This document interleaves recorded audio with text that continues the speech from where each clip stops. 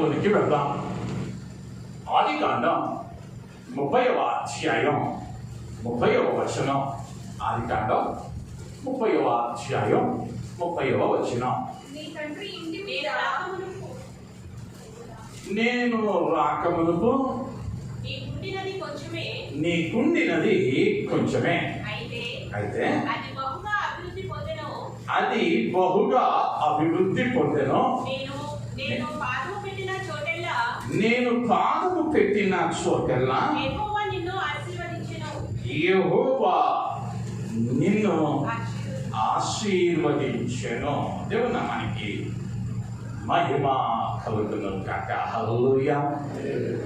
యాకోబు తన మామ అయినటువంటి లాబానుతో మాట్లాడిన మాటలవి. నేను పాదము పెట్టిన చోటెల్లా యెహోవా నిన్ను ఆశీర్వదించెను. ఇప్పుడు లాబాను ఆశీర్వదింపబడటానికి కారణం ఏంటయ్యా అంటే, యాకోబు లాబానుతో ఉన్నాడు. అదే విషయాన్ని చెబుతూ ఉన్నాడు. నేను నీతో ఉండటాన్ని బట్టి, నా పాదం నీ ఇంట ఉండటాన్ని బట్టి నీవు ఆశీర్వదింపబడ్డావయ్యా మామగారు అని లాబానుతో యాకోబు చెబుతూ ఉన్నాడు. ఈ ఉదయకాలమందు ప్రభువు నాకు ఇచ్చిన ఆలోచనను బట్టి నేను మాట్లాడాలని ఆశపడుతూ ఉన్నటువంటి అంశం, నీ వలన లేదా నిన్ను బట్టి నీ ఇంటికి ఆశీర్వాదమా, నీ సంఘానికి ఆశీర్వాదమా, లేదా నీ ఇంటికి శాపమా, నీ సంఘానికి శాపముగా ఉన్నావా? ఎందుకయ్యా అంటే, దేవుడు అన్నాడు, నీవు ఆశీర్వదించిన ప్రతి వాణిని నేను ఆశీర్వదిస్తానన్నాడు. నీవు ఆశీర్వదించిన వారిని ఆశీర్వదిస్తానని మాట ఇచ్చాడు. నా ప్రభువుకి ఏం తెలుసయ్యా అంటే, ఆశీర్వదించటం మాత్రమే తెలుసు. కానీ కన్నీటిలో నెట్టేవాడు, వేదనలో నెట్టేవాడు, శాపములో పడవేసేవాడు సాతానుడై ఉంటూ ఉన్నాడు. అంటే నీవిప్పుడు ఆశీర్వాదానికి కారకునిగా ఉన్నావా, లేకపోతే శాపమును కొని తెచ్చేవానివిగా ఉన్నావా అన్నది ఈ ఉదయకాల సమయమంలో మన ప్రతి ఒక్కరూ ఆత్మ పరిశీలన చేసుకోవాలని ఆశపడుతూ ఉన్నాను. అయితే బైబిల్ గ్రంథంలో ఒక వ్యక్తిని బట్టి ఒక సముదాయం, ఒక వ్యక్తిని బట్టి మరి ఒక వ్యక్తి, ఒక వ్యక్తిని బట్టి ఆ జాతి అంతయు కూడా ఆశీర్వదింపబడ్డారు లేఖన భాగాలలో. మొదటిగా మనం గమనిస్తే ఆదికాండములోనే 13వ అధ్యాయము 5వ వచనం. అబ్రహాముతో కూడా వెళ్ళిన లోతుకును గొర్రెలు గొడ్లు గుడారములు ఉండేది కనుక వారు కలిసి నివసించుటకు ప్రదేశము చాలకపోయేను. దేవుని నామానికి మహిమ కలుగును గాక. హల్లెలూయా. అబ్రహాముతో కూడా లోతు వెళ్ళాడు.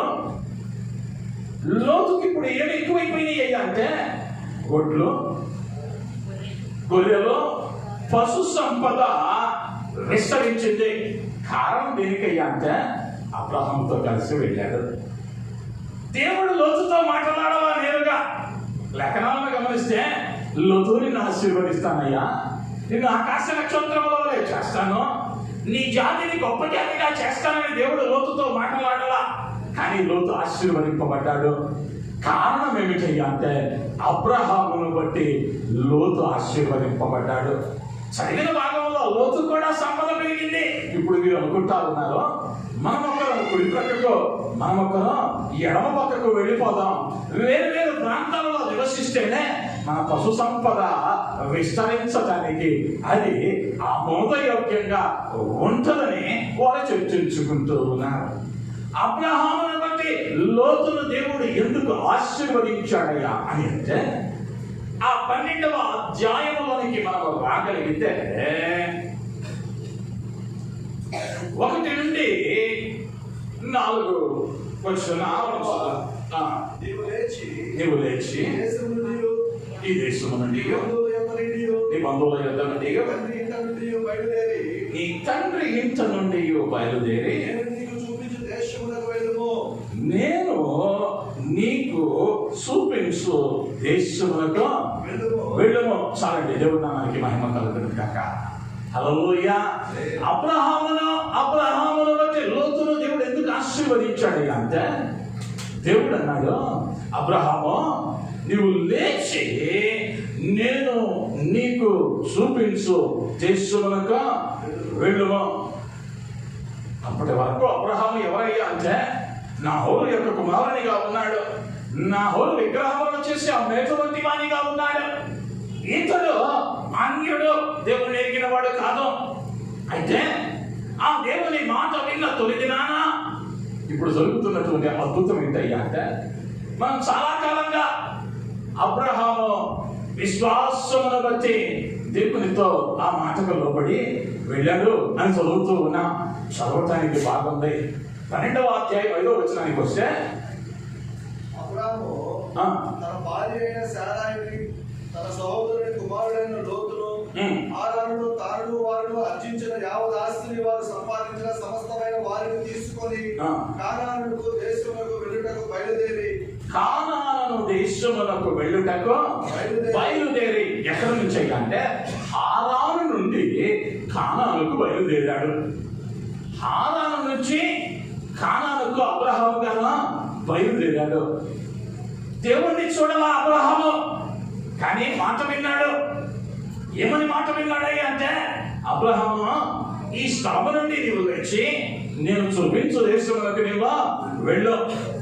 ఇప్పుడు వెళ్ళమన్న తర్వాత ఆ ముందున్న వచనాలలో మీరు చదివితే, అయ్యా నేను అక్కడికి వెళితే నాకు ఆహారం ఉండునా, నా పశువులకు మేత దొరుకునా, నేను నివసించడానికి గుడారము ఉండునా అన్న ఏ ప్రశ్న అక్కడ లేదు. వెంటనే బయలుదేరుతా ఉన్నాడు హారాను నుండి కానానుకు. హారాను నుండి కానానుకు ఉన్నటువంటి మధ్య దూరం ఎంతయ్యా అంటే 640 కిలోమీటర్లు. 640 కిలోమీటర్లు.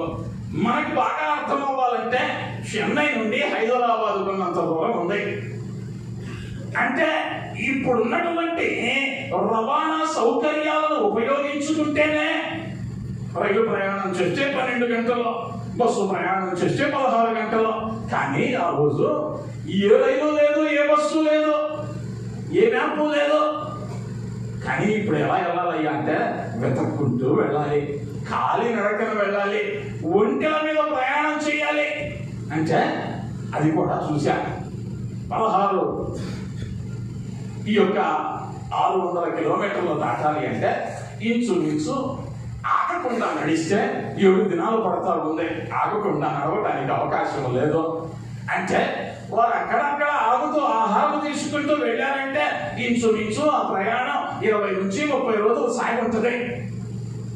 ఏ నమ్మకం మీద వెళ్ళాడయ్యా అంటే ప్రభువు మాటను విన్నాడంటే. హల్లెలూయా, హల్లెలూయా.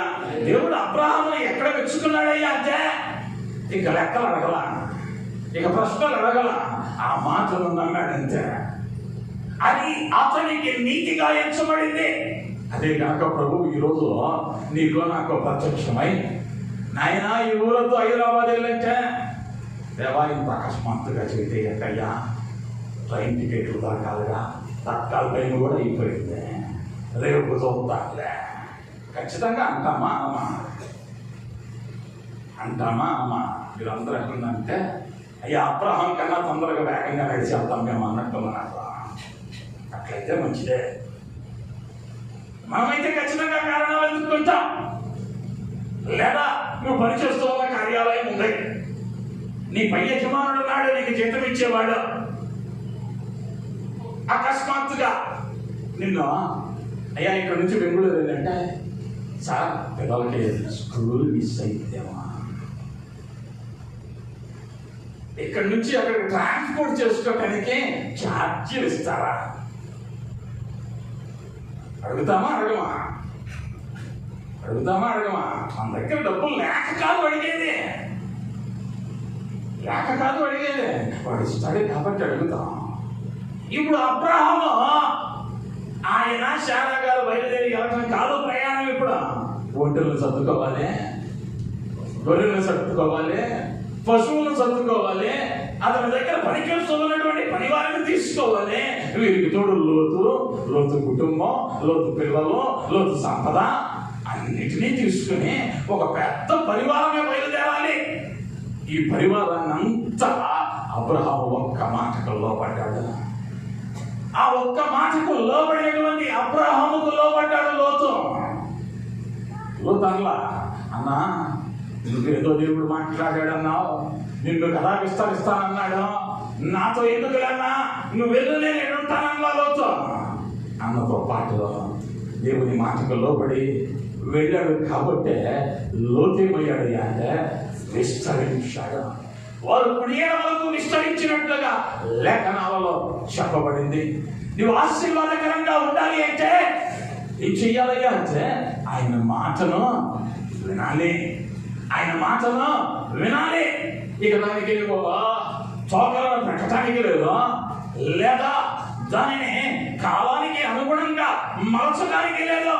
ఆయన మాట అవునంటే అవును, కాదంటే కాదు, అంతే. ఇది చెయ్యొద్దు అన్నాడా, ఇక నువ్వు చేయటానికి లేదు.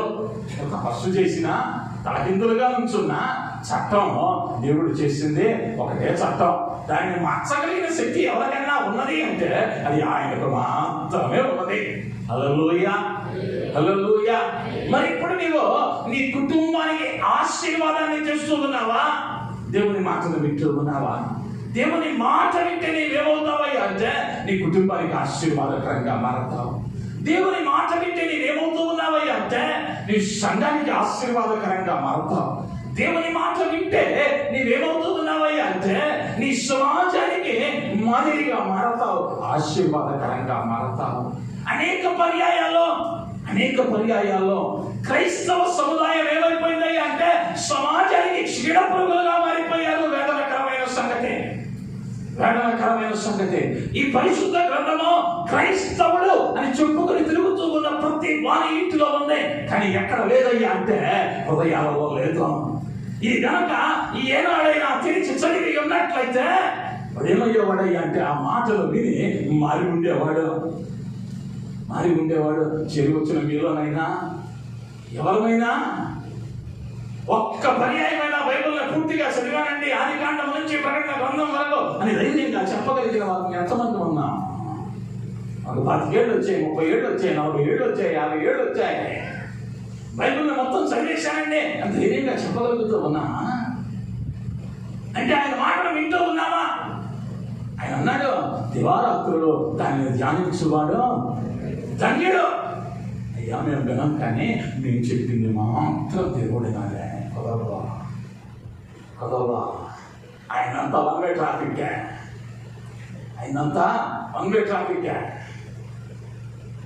ఆయన చెప్పినట్లు నువ్వు నడిచావా?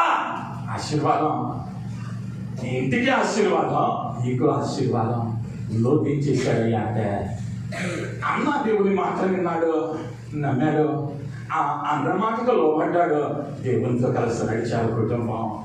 ఉపద్రవం వచ్చినా కూడా లోతు నాశనమవులా, సొదొమ కుమార పట్టణాలు నాశనమైనాయి, కానీ లోతు నాశనమవులా. లోతు బిడ్డలో మరణించలా, కాలిపోలా, బయటకు తేపడ్డారు. ఆ శాపగ్రస్తమైన పట్టణంలో నుండి బయటకు తేపడ్డారు. కారణం అన్నతో కలిసి నడిచాడు. అన్న విశ్వాసమును బట్టి తాను చూడని దేవుడిని నమ్మాడు. చూడని దేవుడు సంగతి పక్కన పెడితే కంటికి ఎదురు ప్రతివారం వాక్యం చెబుతున్న మాస్టర్ గారే పొరపాటున నిన్ను సెంటర్ లాకెళ్ళి ఏమైనా తీసుకురాయ్యా అన్నాడు అనుక. మాస్టర్ గారు ఈ పూట కాదండి, వేరే అపాయింట్మెంట్ ఉంది, సేవకుని మాట వినం, దేవుని మాట వినం. కానీ దేవుడు ఏం చెయ్యాలయ్యా అంటే మన మాట పెదవుల నుండి బయటకు రాకమునిపే మన కోరికలు తీర్చబడాలన్నట్టు ఉంటాం. కానీ బైబిల్ గ్రంథం స్పష్టంగా చెబుతూ ఉన్నది, ఈయన ఆజ్ఞలన్నిటినీ గైపొని వాడు ధన్యుడు. ఏం చేయాలయ్యా అంటే అబ్రహాములాగా వినాలి. రెండవ వ్యక్తిని గమనిస్తే 30వ అధ్యాయం 30వ వచనం, ఆది కాండంలోనే ఇంతకు ముందు సరిగా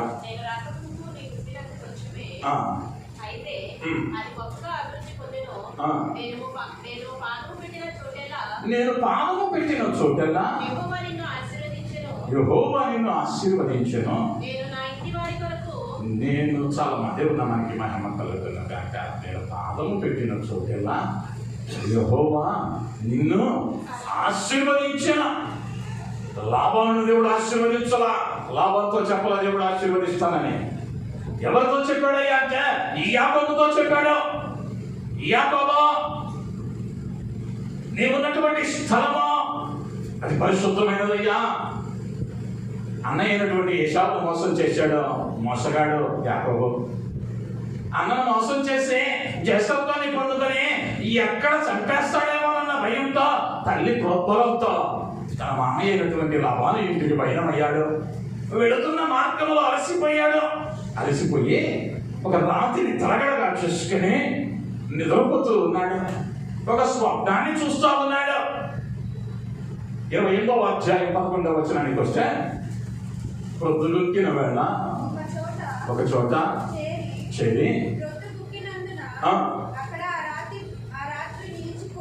ఆ రాత్రి నిలిచిపోయి ఆ చోటి రాళ్ళలో ఒకటి తీసుకుని తనకు తలగడగా చేసుకుని అక్కడ పండుకున్నాడు. యాకోబు పండుకున్న తర్వాత ఒక దర్శనాన్ని చూస్తూ ఉన్నాడు. ఆకాశంలో ఒక నిశ్చయం వేయబడింది. దేవదూతలు ఎక్కడి దిగుడియో ఆ దర్శనములో చూస్తూ ఉన్నాడు. నెలకు వచ్చింది. ఇప్పుడు 16వ వచనానికి వస్తే, యాకోబు నిద్ర తెలిసి నిశ్చయముగా యెహోవా ఈ స్థలమందున్నాడు. భయపడి ఈ స్థలము ఎంతో భయంకరము, ఇది దేవుని మందిరమే కానీ వేరొకటి కాదు. దేవుని సంధించాడు. నిన్నటి వరకు మోసగాడే, ఆశీర్వాదము కొరకు అడ్డదారులు తొక్కినోడే. కానీ ఇప్పుడు ఆ స్థలంలో తలగడగా చేసుకుని నిద్రిస్తూ ఉన్న సమయంలో దేవుని దర్శనాన్ని పొందాను. ఇదేంటయ్యా అంటే దేవుని మందిరం. భయపడిపోయాడు. ఇది పరిశుద్ధ స్థలం. భయపడిపోయాడు. ప్రభుని అడుగుతూ ఉన్నాడు, అయ్యా నన్ను ఆశీర్వదించా అంటే ప్రభు అన్నాడు, అయ్యా నువ్వు వెళుతున్న రీతిగా తిరిగి నీ తండ్రి ఎదుగు రావా, నువ్వు గొప్ప పరివారంతో వస్తావు, నిన్ను పొంది నీ కుటుంబాన్ని ఆశీర్వదిస్తాను, నీ పశువులను ఆశీర్వదిస్తానని చెప్పాడు దేవుడు. ఇప్పుడు బయలుదేరి తన మామయ్య అయినటువంటి లాభాన్ని ఇంటికి వెళ్ళాడు. వెళ్ళిన తోడనే ఆయనకి 2 కుమారులు, లేయా, రాహేలు. రాహేలు చిన్నది, సౌందర్యవతి. చూశాడు, పెళ్లి చేసుకోవాలనుకున్నాడు. మామని అడిగాడు. మామ అన్నాడు, 7 సంవత్సరాలు కొలువు చేస్తే ఇస్తానన్నాడు. 7 సంవత్సరాలు చేస్తే లేయానిచ్చి వివాహం చేశాడు. మరి 7 సంవత్సరాలు చేశాడు. రాహేలను చేసుకున్నాడు. మరి 7 సంవత్సరాలు చేశాడు. నా జీతం పుచ్చుకున్నాడు. ఈ మధ్యలో ఎన్నోసార్లు జీతం మారింది. ఇప్పుడు ఎలా వెళ్తా ఉన్నాడయ్యా అంటే, ఒక్కరిగా వచ్చానయ్యా, ఇప్పుడు 2 పరివారాలుగా నేను బయలుదేరి వెళతా ఉన్నాను. ఇతను పరివారాలతో వెళ్ళడం తర్వాత లాభాలు కూడా ఏమయ్యాడయ్యా అంటే ఆశీర్వదింపబడ్డాడు. లాభం యొక్క ఆస్తి పెరిగింది. లాభం యొక్క గొర్రెలు పెరిగాయి. లాభం యొక్క పశు సంపద పెరిగింది. కారణం ఏంటయ్యా అంటే యాకోబు వింటూ ఉన్నాడు. యాకోబు ఏం చేయగలిగాడయ్యా అంటే దేవుని సన్నిధిలో గడపగలిగాడు. ఇది దేవుని మందిరమే తప్ప మరి ఒకటి కాదన్నాడు. ఆ దేవునికి భయపడ్డాడు. ఆ దేవునికి భయపడ్డాడు. ఆ దేవునికి భయపడటం వలన ఏమైందయ్యా అంటే బ్రతుకును బాగు చేసుకున్నాడు. నిన్న మోసగాడే, ఇప్పుడు మోసం లేదు వారిలో. ఎదుటి వాడు మోసం చేస్తా ఉన్నా ఎదిరించి మాట్లాడలేని స్థితిలో నీకు వెళ్ళిపోయాడు. ఇప్పుడు 7 సంవత్సరాలు చేస్తే కూతుర్ని ఇస్తానన్నాడు. మార్చి వేరే ఆమెను ఇచ్చినా బదులు పలకల. మళ్ళా 7 సంవత్సరాలు చేస్తానులే మా అమ్మ అని కూర్చున్నాడే తప్ప అడిగి వెళ్ళిపోలా. నిన్నైతే ఏ ప్లాన్ వేద్దాం, ఎలా మోసం చేద్దాం, నన్నే మోసం చేస్తాడా, నేనే పెద్ద మోసగాడిని అయితే అని తన పాత స్వభావాన్ని బయటకు తీయలా. ఎందుకయ్యా అంటే దేవుడు అంటే భయం ఉంది. ఇప్పుడు దేవుని యొక్క సన్నిధిని చూడగలిగాడు కాబట్టి ఏముందయ్యా అంటే యాకోబును బట్టి లాబాను ఆశీర్వదింపబడ్డాడు. మనం దేవునికి భయపడుతూ ఉంటే, దేవునికి భయపడటం నువ్వు నేర్చుకుంటే నిన్ను ఆశీర్వదిస్తాడు. నిన్ను బట్టి నీ ఇంటిని ఆశీర్వదిస్తాడు. నీ ఇంటిని బట్టి నీ సముదాయాన్ని ఆశీర్వదిస్తాడు. హల్లెలూయా, హల్లెలూయా. మరి నీకు నాకు ఆయన మందిరం అంటే భయం ఉందా? ఆయన సన్నిధి అంటే భయం ఉందా? ప్రశ్నించుకోవాల్సిన అవసరం లేదా? మోషే అంతటోనే దేవుడు అన్నాడు, ఎక్కడున్నావో తెలుసా మోషే, చెప్పులు ఇప్పి రావయ్యా, చెప్పుల్లో ఇప్పిరా, ఉన్న చోటు పరిశుద్ధమైనదే అని కోపగించుకున్నాడు ప్రభువు. ఆయన ఎవరయ్యా అంటే రోషము కలిగిన దేవుడు. ఆయన రోషము కలిగిన దేవుడు. ఆయన కోపగించుకున్నాడు. ఎందుకయ్యా అంటే తన పరిశుద్ధమైన మందిరాన్ని పాడు చేయొద్దని. ఆయన ఈ లోకంలోనికి వచ్చినటువంటి ఆ 3.5 ఏళ్ల పరిచర్య కాలంలో కూడా యెరూషలేము దేవాలయాన్ని చూస్తే అక్కడ ఉన్నటువంటి వారిని ఖండించి కోపగించుకుని వారి బల్లను పడత్రోసి, నా మందిరమా ప్రార్థన మందిరం అనబడాలి, మీరేం చేశారో అని అంటే దొంగల గుహగా వ్యాపారపు స్థలముగా మార్చేశారు, ఇక్కడ నుండి వెళ్ళిపోడని వారిపై కోపగించుకున్నాడు. అనేక పర్యాయాల్లో ఆ మందిరానికి వస్తాం, మందిరంలో ఎలా ఉండాలో అలా ఉందాం, మందిరంలో నీ ప్రవర్తన సరిగా చూసుకోమన్నాడు, నీ ప్రవర్తన జాగ్రత్తగా చూసుకోమన్నాడు.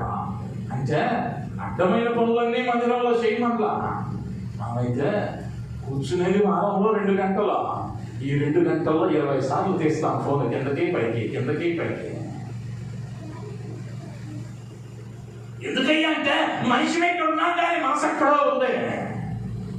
మనిషి ఇక్కడే ఉన్నాం కానీ మనసు ఎక్కడో ఉంది. మనసు ఎక్కడో ఉండడానికి కారణం ఏంటయ్యా అంటే భయం లేకుండా ఉన్నా.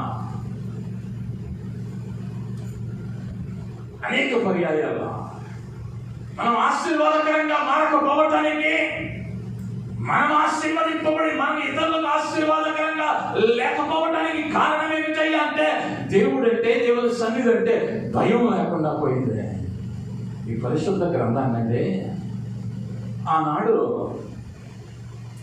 బైబిల్ గ్రంథాన్ని శిష్యుడైనటువంటి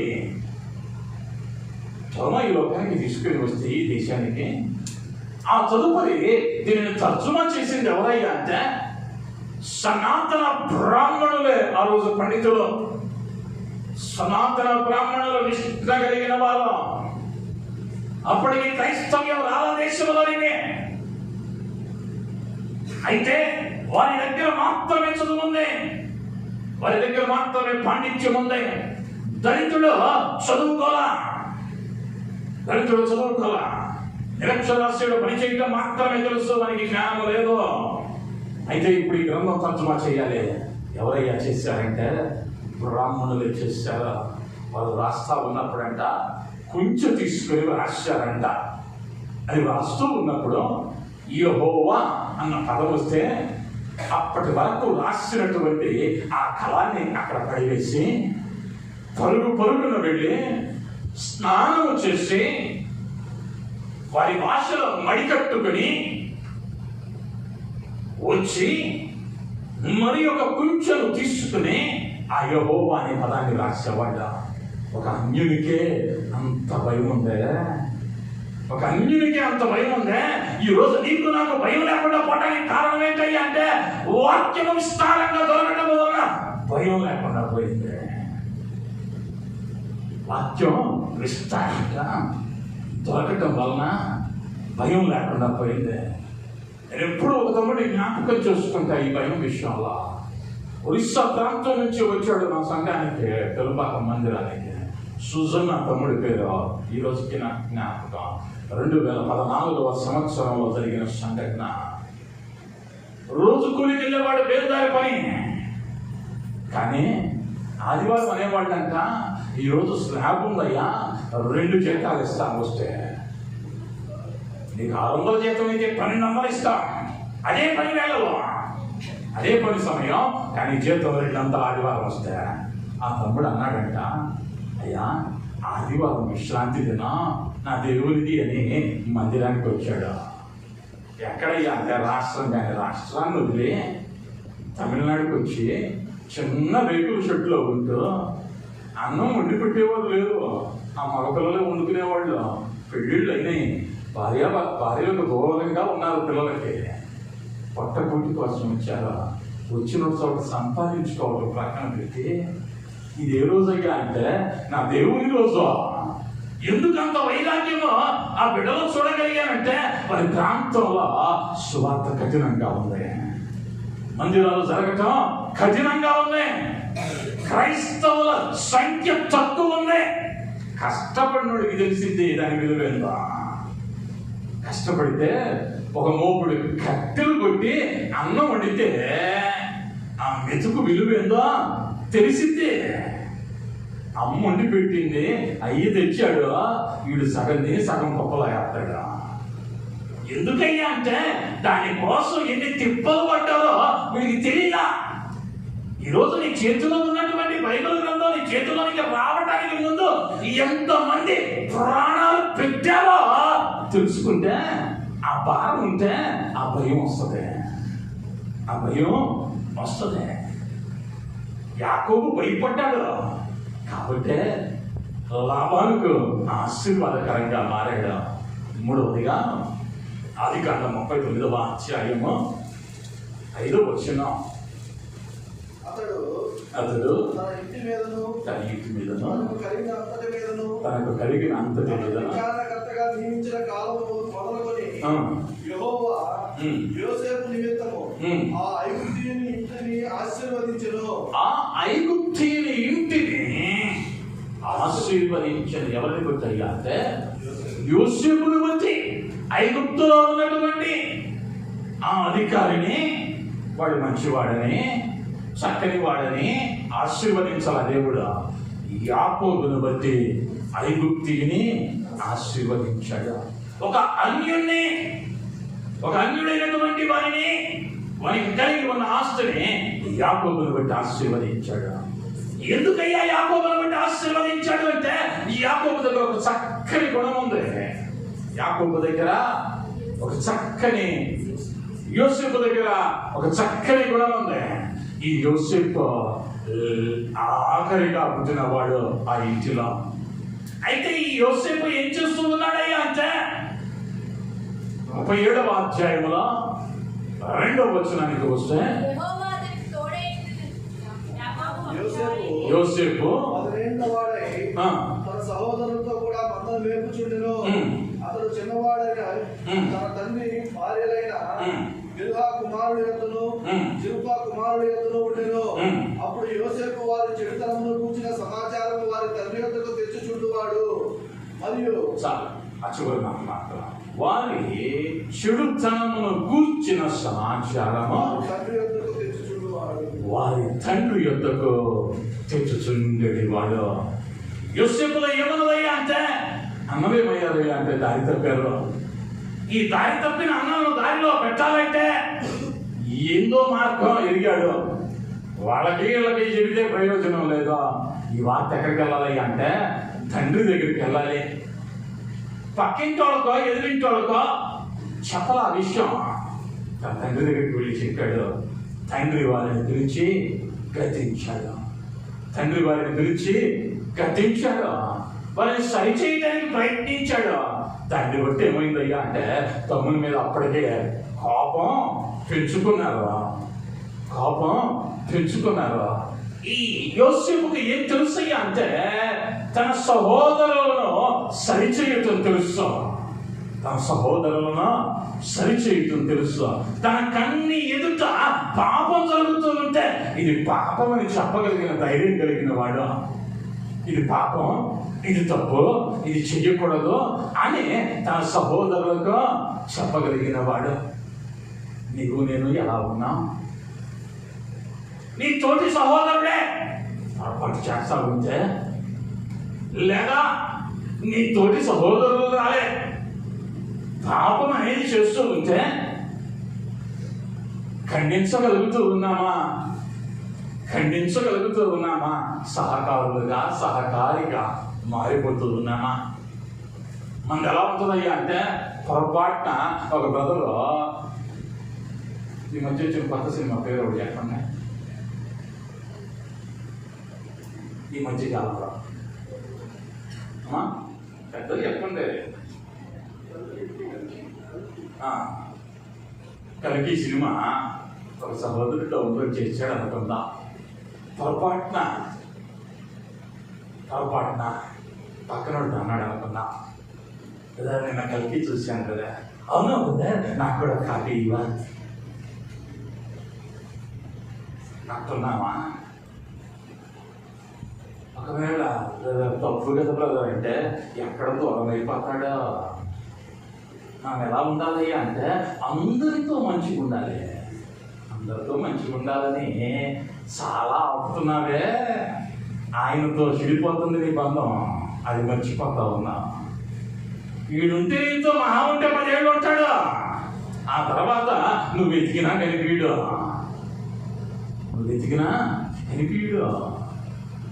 కానీ ఎక్కడికి వెళ్ళాలో వెళ్ళాల్సిన ఇంటి అడ్రస్ మర్చిపోతే దిక్కులేని వాడిగా దేశదిమ్మరిగా తిరగాల్సిందే. నీ తోటి వాడు, నీ ఇంటిలో ఉన్నటువంటి నీ భర్త తప్పు చేస్తా ఉంటే, నీ భార్య తప్పు చేస్తా ఉంటే, నీ బిడ్డలు తప్పు చేస్తా ఉంటే దండించకపోతే, వారిని క్రమంలోనికి నడిపించకపోతే, అందుకని సామెతల గ్రంథంలో జ్ఞాని అయిన సొలొమోను అన్నాడు, రక్తము వాడని తండ్రి తన కుమారునికి శత్రువు అన్నాడు. తండ్రి రక్తం వాడకపోతే, కుమారుని దండించకపోతే అదేమవుతాడయ్యా అంటే శత్రువు అవుతాడు తండ్రి. ఒక కథ కూడా చెప్పేవాళ్ళు, ఒకటి జైల్లో వేశారు, ఉరిశిక్ష వేశారు. తల్లిని చూడాలన్నాడు, తల్లి వచ్చింది. చెవులో ఒక మాట చెప్పాలన్నాడు, చెవు దగ్గర పెట్టింది, కొరికేశాడు. బోర్ని ఏడుస్తుంది. ఎందుకు రా కొరికేవాళ్ళే? ఏడుస్తా, అరే ఈ తప్పు చేయకపోతే ఉరి శిక్ష పడి ఉండేది కాదు కానీ ఏడుస్తా ఉంది. ఇప్పుడు చెబుతా ఉన్నాడు, ఈ ఏడుపేదో నేను 5వ తరగతిలో పక్కింటి పెరట్లో గోంగూర కోసుకొచ్చిన రోజే చెప్పుకున్నట్టయితే, అప్పుడేమో పప్పులోకి బలే తెచ్చావు నాయన సంకలు కొట్టుకుంటే, అప్పుడేమో ఖర్చు తగ్గించాడు మా అబ్బాయి పక్కింట్లో తీసుకొచ్చిన సంకలు కొట్టుకున్నావు. ఇప్పుడు నీరు కాయిస్తే ఏం లాభం? కొన్నిసార్లు మనం కూడా పిల్లలు ఏదంటే ఇస్తే మంచోడిరా బలే తెచ్చావరా, ఇప్పుడు బాగానే అవుతుంది అది మానేది. ఒకరోజు ఆ రోజున ఆయన లెక్క అడిగే రోజున రొమ్ములు బాదుకుంటూ, అయ్యో నా భర్తను సరి చేసుకోలేకపోయానే, ఆ పాపంలో నేను పాలిభాగస్తురాలని అయ్యానే, అయ్యో నా భార్యను సరి చేసుకోలేకపోయానే, దానిలో నేను కూడా పాలిభాగస్తుని అయ్యానే, నా బిడ్డలను సరి చేసుకోలేకపోయానే అని విలపించి వేధించిన మార్గం లేదు. యాకోబు ఆశీర్వాదకరంగా ఉన్నాడు లాబానుకు, కారణం దేవుని మాట విన్నాడు. లోతు ఆశీర్వాదకరంగా ఉన్నాడు, కారణం అబ్రహాముతో కలిసి నడిచాడు. అబ్రహాము దేవుని మాటను విన్నాడు.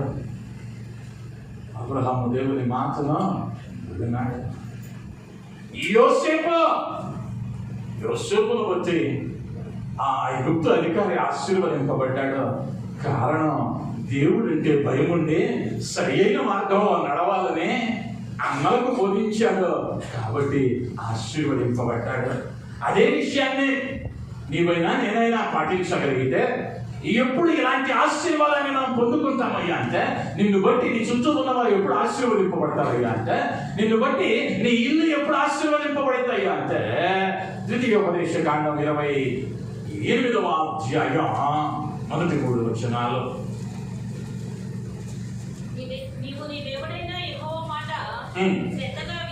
శ్రద్ధగా విని నేను నీకు ఆజ్ఞాపించుచున్న ఆయన ఆజ్ఞలన్నిటిని అనుసరించి నడుచుకునేలా నీ దేవుడైన యెహోవా భూమి మీద ఉన్న సమస్త జనుల కంటే నిన్ను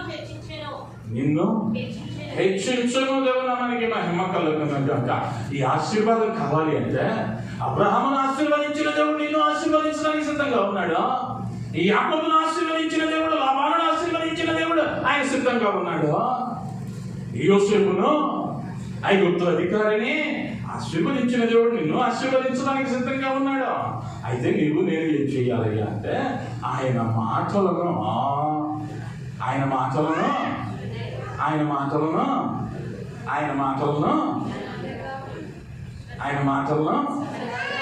ఎక్కడ వినాలి? శ్రద్ధగా వినాలి. శ్రద్ధగా వింటా ఉన్నావనుకో, పిన్నీసు పక్కన పడ్డా కూడా నీ తల అటు తిరగదు.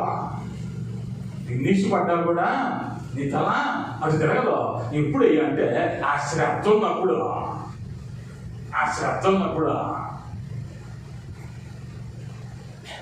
ఇప్పుడు ఆలోచించుతున్నా, మనం ఆశీర్వదింపబడకపోవడానికి కారణం ఏంటయ్యా అంటే, శ్రద్ధగా వినలేకపోతా ఉన్నాం ఆయన మాట. మన ధ్యాస అంతా ఎట్టుందయ్యా అంటే, పక్కనమ్మా ఎన్ని పాయలు జడేసింది, ఎన్నొంచులు చీర కట్టింది,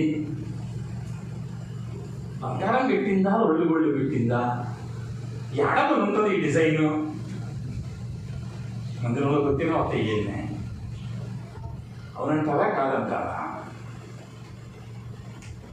పార్ట్నర్ సిస్టర్ కొత్త చీర కట్టుకొస్తే చుట్టూ వెళ్దాం.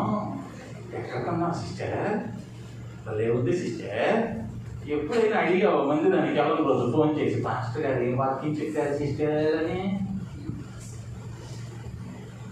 ఎప్పుడైనా జీవిత కాలంలో ఎందుకయ్యా అంటే, అక్కరలేనిది అయిపోయింది అదే. కానీ ఏం కావాలయ్యా అంటే, ఆయన ఆశీర్వాదం మాత్రం కావాలి. ఆయన మాట వినో,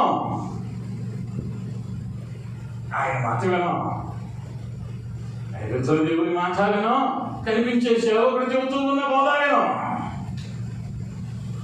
కానీ కేటయంగా నేను పరిగెత్తుకుంటూ రావాలి. పదవా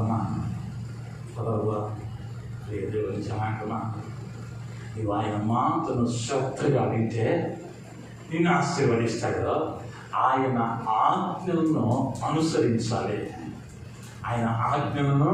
అనుసరించాలి. ఏదైతే ఆజ్ఞ ఆయన ఇచ్చాడో దాన్ని పాటించాలి. దాన్ని అనుసరించి ఆయన మార్గంలో నడవాలి. ఆయన మార్గం ఇందాకే చెప్పా, అది వన్వే. ఇక దానిలో మలుపులు ఉండవు.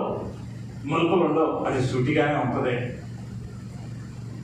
అటు గుచ్చుకుంటా ఇటు గుచ్చుకుంటా ఉంటాయి. ఇరుకైన మార్గం కాబట్టి అది విశాలమైనది కాదు. విశాలమైనది అనుకోండి, కాసేపు ఇటు నడవచ్చు, కాసేపు పట్టు నడవచ్చా? దాంట్లో అట్లా లేదా, ఒకటే పాట. కొన్ని పర్యాయాలు క్రైస్తవ్యంలో ఏమైపోతుందయ్యా అంటే, అలుగుళ్ళు ఎక్కువైపోతాయి. పాస్టర్ గారి గట్టికి వాక్యం చెప్పకూడదా? నాకే చెప్పారు ప్రారంభంలో, అన్నా ఎట్లా చెప్తే ఏమంటారన్నా? వాక్యం మార్చుకున్నా.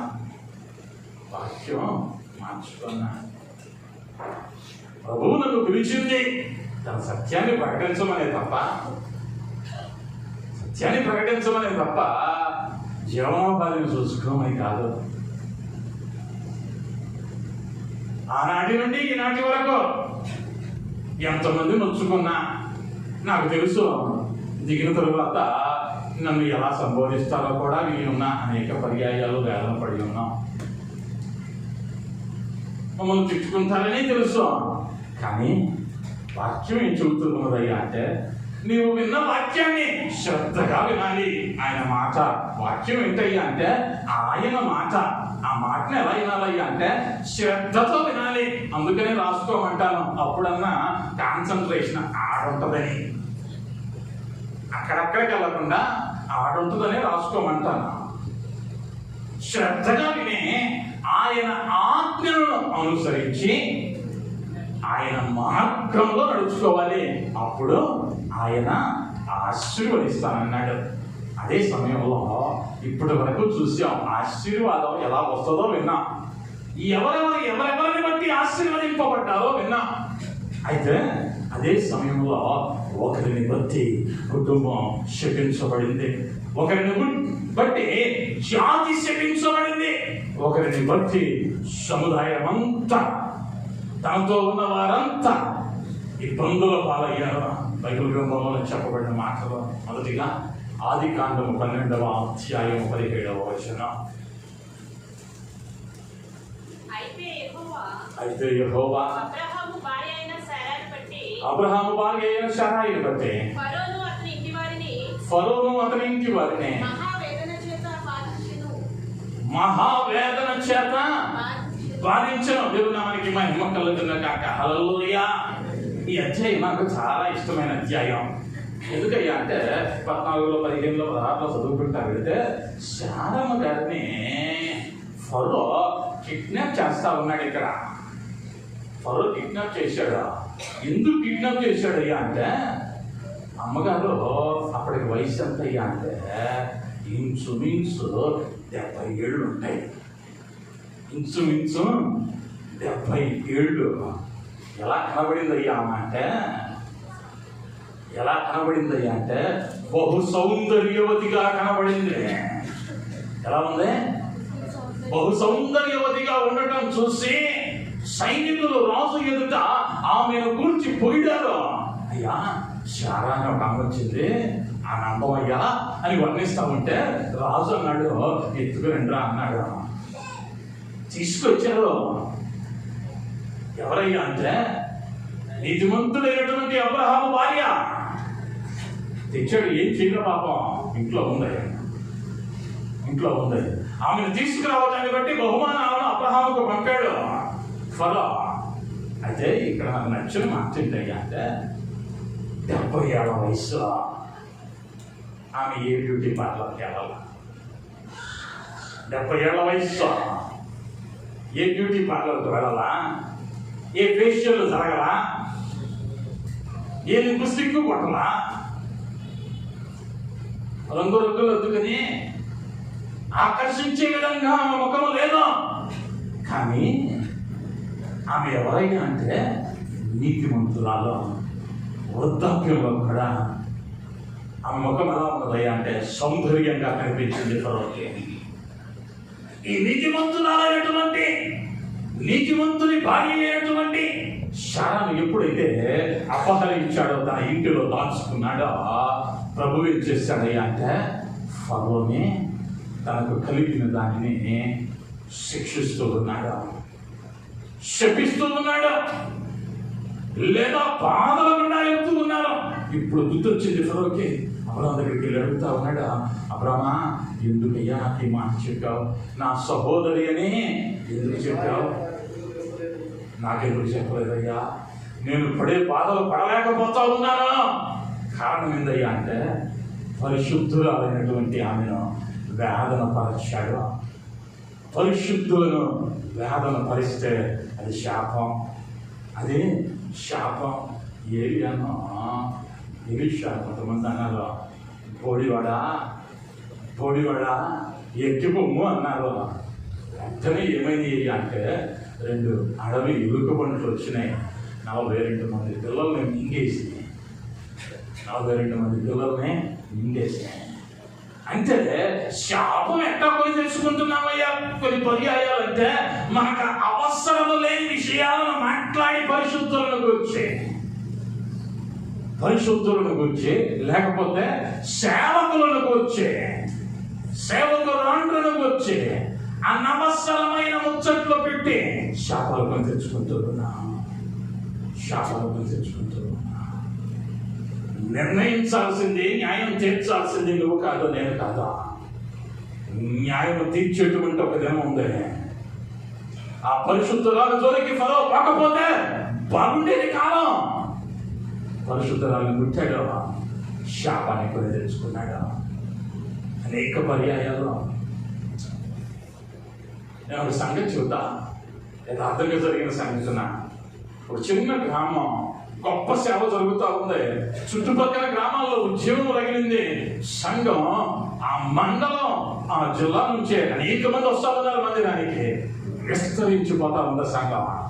ఒక సేవకుడు భారంతో కన్నీటితో వితుతూ ఉన్నాడు. విస్తారమైన సంఘం ప్రబలిపోయింది. ఇది నచ్చల కొంతమందికి, ఇది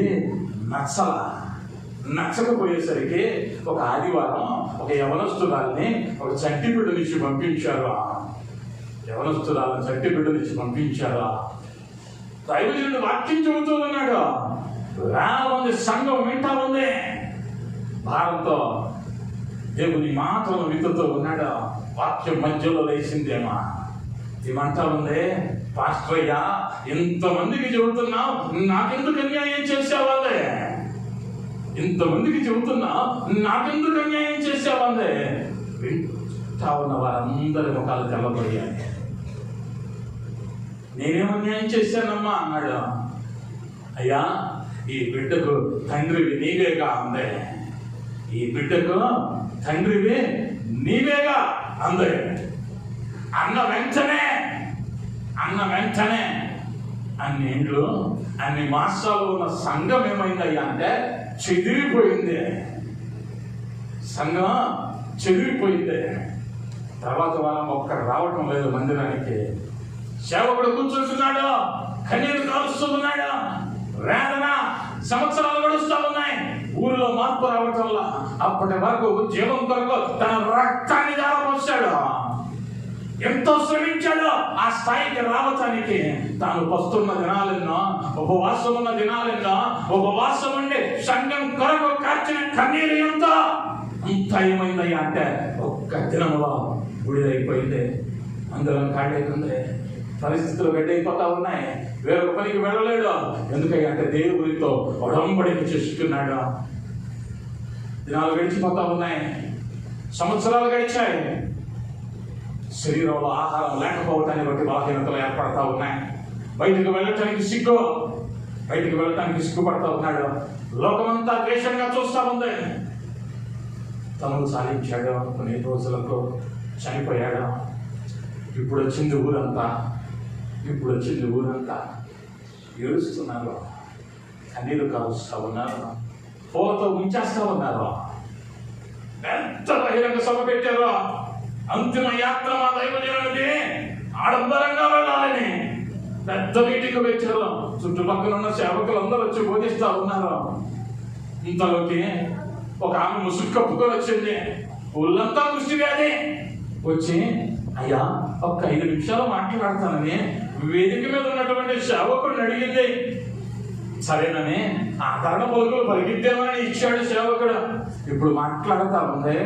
అయ్యా కొన్ని సంవత్సరాలకు ముందు మీ సంఘంలోనికి వచ్చి ఈ బిడ్డకు తండ్రిని నీవే అన్న స్త్రీని నేనే. ఇప్పుడు ఏమైందయ్యా అంటే ఆ సేవకుని మీద నింద మోపటానికి వచ్చి దేవుడు నన్ను ఏం చేశాడయ్యా అంటే ఈ మందు లేనటువంటి కుష్టి వ్యాధినిచ్చాడయ్యా నాకు అని చెప్పింది. సంఘమంతా వేదన పడ్డారు తాము చేసిన తప్పుల బట్టి. ఎవరో చెప్పిన మాటల బట్టి సేవకుని గురించి, సేవకురాలిని గురించి తప్పుడు మాట మాట్లాడుతున్నారేమో. శాపం మాకు వచ్చే నష్టమేం లేదా. ఎందుకయ్యా అంటే పరిచర్యలో అనుభవించి దులుపుకొని వెళ్ళిపోవటం నేర్చుకున్నాడు. దేవునికి అప్పగించడం నేర్చుకున్నాడు. మాకేమీ దిగులు లేదు. చెప్పంతా ఎవరికయ్యా అంటే ఆ సేవకుడిని ఆడిపోసుకున్నా నీకు లేదా అపనింద మోపిని నీకే తప్ప.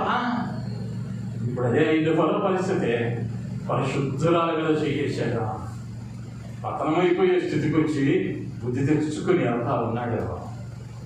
రెండవదిగా గమనిస్తే యెహోషువ గ్రంథం 7వ అధ్యాయం 25వ వచనం.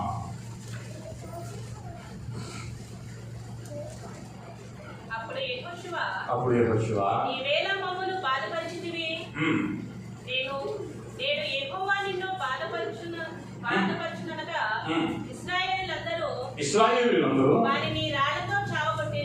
వానిని రాళ్లతో చావగొట్టిరి. ఒక వ్యక్తిని ఆ కోరు అనబడిన లోయలోకి తీసుకుని వెళ్ళి ఇశ్రాయేలు జనాంగం అంతా కలిసి వాళ్ళు ఏం చేస్తా ఉన్నారు అంటే రాళ్లతో కొట్టి చంపుతా ఉన్నారు. వాళ్ళంతా ఉన్నారు, ఆకానా నిన్ను బట్టి మా ఇశ్రాయేలీయులందరికీ శాపం వచ్చింది, మా ఇశ్రాయేలు జనాంగాన్ని అంతటికీ శాపం రావడానికి కారణపడి ఎవడవయ్యా అంటే నీదే, ఇక నువ్వు బ్రతకడానికి వీలు లేదు, నువ్వు బ్రతకడానికి వీలు లేదని ఆకాను రాళ్లతో కొట్టి చంపేశారు. ఇంతకీ జరిగింది ఏంటయ్యా అంటే 6వ అధ్యాయంలో 17-18 వచనాలలో యెహోషువ దేవుడితో మాట్లాడుతూ యెహోషువ మీకు నేను అప్పగిస్తానన్న దేశానికి మీరు వెళ్తా ఉన్నారే, ఆ దేశము శపించబడింది, ఆ దేశంలో ఏదియో మీరు ముట్టకూడదు అని దేవుడు ఆజ్ఞించాడు. అయితే అంతటినీ నాశనం చేసి రావాలి, కానీ ఈ ఆకానుకు ఒక బంగారు కన్ని, ఒక షినారు వస్త్రము, వెలగలిగిన రాళ్ళు కావాల్సి వచ్చినాయి. అవి తెచ్చుకున్నాడు. ఎవరో చూడలేదే, గుడారాల మధ్యలో గుంత తీసి దాచిపెట్టాడు. కానీ ఎవరు చూసావయ్యా అంటే నేను చూచుచున్నవాడని మాట వాడిన దేవుడు చూశాడు. అప్పటి వరకు అపజయం ఎరగని ఇశ్రాయేలు జనాంగం యెహోషువ నాయకత్వంలో మొదటి పర్యాయం అపజయాన్ని చూశారు. యెహోషువ గుడ్డలు చుంచుకొని గుడిలో కూర్చొని కన్నీరు కార్చి దేవుని దగ్గర అడిగితే దేవుడు అన్నాడు, అయ్యా నీ మధ్య శపితమైనది, నేను వద్దన్న దానిని మీలో ఎవడో చేశాడు. మీరేం చేసుకోవాలయ్యా ఇప్పుడంటే పరిశుద్ధపరచుకోవాలి. నువ్వు చేస్తా ఉన్నటువంటి ఆ తప్పుడు పని వలన, లేదా నీవు అలవార్చుకున్నటువంటి ఆ చెడు అలవాటు వలన, లేదా ఆ చెడు సావాసన వలన, ఆ చెడు తలంపుల వలన నీ కుటుంబం శపించబడే ప్రమాదం ఉంది. నీ కుటుంబం శపించబడే ప్రమాదం ఉంది. ఆ కారణం బట్టి ఇశ్రాయేలు జనాంగం శపింపబడింది. నిన్ను బట్టి నీ కుటుంబం శపించబడే ప్రమాదం ఉంది. నిన్ను బట్టి ఈ సముదాయం శపించబడే అవకాశం ఉంటున్నది. ఎందుకయ్యా అంటే దేవుడు స్పష్టంగా చెప్పాడు, దీనిని ముట్టుకోవద్దు. కానీ ముట్టుకున్నాడు, శపితమైపోయాడు. అయితే ఉదయ కాలంలో నేను అడుగుతూ ఉన్నాను, ప్రేమైన దేవుని జనాంగమా, సహోదరుడా సహోదరి, నీ ఇంటికి నీవు ఆశీర్వాదకరంగా ఉన్నావా, శాపంగా ఉన్నావా? ఆశీర్వాదకరంగా ఉంటే నిన్ను బట్టి నీ కుటుంబం ఆశీర్వదింపబడాలి. శాపంగా ఉంటే నిన్ను బట్టి నీ కుటుంబం శపించబడే ప్రమాదం ఉంది. ఆ శాపాన్ని ఇప్పుడు చూడలేకపోతా ఉన్నావేమో, వెంటనే కనబడలేదని ఫలితం ఇష్టానికి చేస్తా ఉన్నావేమో. ఒక దినం ఉంది, ప్రతి దానికి సమయమా కలదా. ప్రసంగిలు అంటాడు, సూర్యుడి కింద ప్రతిదానికి సమయమా కలదు. ముట్టుటకు, చచ్చుటకు, కూర్చుండుటకు, లేచుటకు, తినుటకు, పరుండుటకు, ప్రతిదానికి సమయం ఉంది. నువ్వు మాట్లాడే మాటలకి లెక్క చెప్పాల్సిన సమయం ఉంది. నీ చూసే చూపులకి లెక్క చెప్పాల్సిన సమయం ఉంది. నువ్వు వేస్తూ ఉన్న ప్రతి కార్యానికి, నువ్వు వెళుతూ ఉన్న ప్రతి స్థలముల గురించి లెక్క చెప్పాల్సిన అవసరం ఉంది. వాటిని బట్టి శాపం వస్తా ఉందా, నీ ఇంటికి ఆశీర్వాదం వస్తా ఉందా? ప్రభువు నీ ముందు ఆశీర్వాదం ఉంచాడు, కానీ ఒక నిబంధనను పెట్టాడు. ఆ ఆశీర్వాదం కావాలి అంటే ఆయన మాటలను శ్రద్ధగా విని, ఆయన మాటలను శ్రద్ధగా విని, ఆయన ఆజ్ఞలను అనుసరించి, ఆయన ఆజ్ఞలను అనుసరించి ఆయన మార్గములలో నడవాలి. ఆయన మార్గములలో నడవాలి. ఆయన మార్గంలో ఏముండవయ్యా అంటే అల్లరితో కూడిన ఆటపాటలో ఉండవు. కామెడీ షోలో ఆయన మార్గంలో కనిపించో, ఆయన మార్గంలో కనిపించేదల్లా నశించిపోతూ ఉన్న ఆత్మను బట్టి కన్నీరు కాచటమే తప్ప, లేమిలో ఉన్న వాడికి చెయ్యటమే తప్ప, లేదా వ్యాధితో ఉన్న వారి కొరకు ప్రార్థించటం, అక్కర్లో ఉన్న వారికి సాయం చేయటం, ఆపదలో ఉన్న వారిని, వేదనలో ఉన్న వారిని ఓదార్చటమే ఆయన మార్గంలో ఉన్నాయి. లోకంలో ఏమన్నదయ్యా అంటే తాత్కాలికమైనటువంటి నేత్రాశ ఉంది, జీవపు డంబం ఉంది. నన్నా పాస్టర్ గారి మాట అంటారా? నన్నా నేను ఎంత ప్రార్థన చేస్తాను, నేను ఎన్నిసార్లు బైబిల్ చదివాను, నన్ను అనగలిగినోడా? అయిపోయింది నీ భక్తి అంతా అక్కడే, నీ భక్తి అంతా అక్కడే పాతి కట్టబడింది. ఇక మృదుల పునరుద్ధానంలోనే అది తిరిగి లేపబడింది. భక్తుడు అన్నాడు, నీతిమంతులు గద్దించుట నాకు తైలాభిషేకము. శామకుడు నిన్ను గద్దించటం నీకు ఎలా ఉండాలి అంటే అది తైలాభిషేకం. ఆడి మాట చెబుతాడా? అన్నావా? గుంటలో కొన్ని గుంటలో కూర్చున్నట్టే. నేను అనేక పర్యాయాలు జ్ఞాపకం చేస్తూ ఉన్నా. హోషియా అన్నాడు, నా జనులు జ్ఞానము లేక నశించిపోతా ఉన్నారు. నా జనులు జ్ఞానము లేక నశించిపోతా ఉన్నారు. ఇళ్లలో ఉన్నాయి బైబిల్లో, హృదయాల్లో ఉంటుల్లా. ఇళ్లలో ఉన్నాయి పరిశుద్ధ గ్రంథాలు, బ్రతుకులో పరిశుద్ధత కనిపించడంలా. ఆ వాక్యం ఏడుంటే అది నిన్ను హెచ్చరించింది. పొరపాటున నీ పక్కన ఉన్నాడు మాటలోడని కూడా మాట్లాడుతూ ఉంటే ఆడ కూర్చోకుండా లేచి వెళ్తావు, మాట కలపవు. అవునక్క, నన్ను కూడా అంతే అన్నారు కానో, వెళ్ళిపోతావాడి నుంచే. అందుకని చెప్పాడు కీర్తనల గ్రంథం 1వ అధ్యాయం 1వ వచనం, దుష్టుల ఆలోచన చొప్పున్నాడు ఒక పాపల మార్గం నిలవక అభాసకులు కూర్చుండు చోటన కూర్చుండక ఏం చేయమన్నాడు అంటే యెహోవా ధర్మశాస్త్రమునందు ఆనందించుతూ దివారాత్రులో దానిని ధ్యానించువాడు ధన్యుడు. అయితే వింటా ఉన్నావా? ఆజ్ఞను అనుసరిస్తున్నావా? నడుచుకోగలుగుతూ ఉన్నావా? 4వ వచనంకి వచ్చేసరికి కొంచెం కష్టం. అది తెరవంగానే మనకు ఎక్కడ లేని పనులు గుర్తొస్తాయి, ఎక్కడ లేని నిద్ర వస్తుంది. ఒకళ్ళు అన్నారు ఎవరో నాత, ఎందుకు కష్టగారు బైబుల్ తెరవంగానే నిద్ర వస్తుంది, బైబుల్ తెరవంగానే నిద్ర వస్తుంది. సినిమా హాల్కి వెళ్ళి కూర్చోబెట్టి 3 గంటల వెళ్ళాకుండా చూస్తాడు.